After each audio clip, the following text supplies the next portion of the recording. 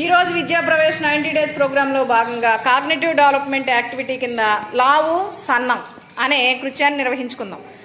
ఇది నేను కొన్ని పిక్చర్ కార్డ్స్ ఇస్తాను. ఆ పిక్చర్ కార్డ్ చూసి దానిలో ఏది లావుగా ఉంది, ఏ వస్తువు సన్నగా ఉందో మీరు చెప్పాలి. ఓకేనా? మీరు ఇప్పుడు ఎన్ని గ్రూప్స్గా వెళ్ళిపోయారు? 2. మీ గ్రూప్ పేరేంటమ్మా? ఏ. మీరు బి. ఇప్పుడు 2 గ్రూప్స్. ఫస్ట్ నేను ఏ గ్రూప్కి ఒక పిక్చర్ కార్డ్ ఇస్తాను. తర్వాత మీరేం చేస్తారంటే దాన్ని చూసి మీరేం చేయాలి,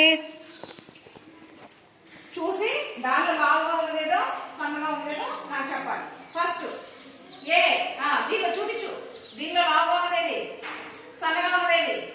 లావుగా ఉన్నదానికి టిక్ పెట్టు.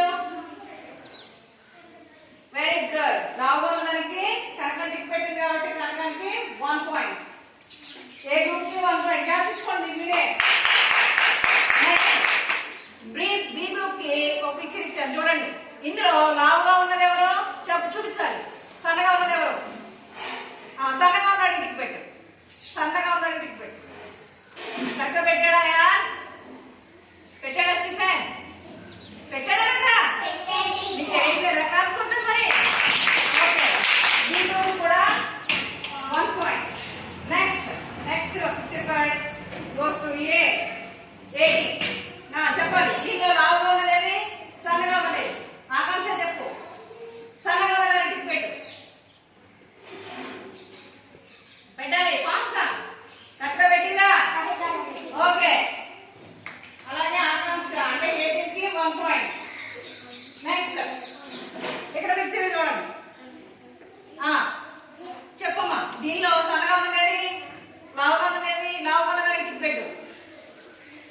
కరెక్ట్గా పెట్టిందా? సరే, 1 పాయింట్. శశి. ఓకే. నెక్స్ట్ ఏ. ఇందులో లావుగా ఉన్నది, సన్నగా ఉన్నది అర్హ. సన్నగా ఉన్నదని టిక్ పెట్టు. గుడ్. కరెక్ట్గా పెట్టిందా? ఏ గ్రూప్కి 1 పాయింట్.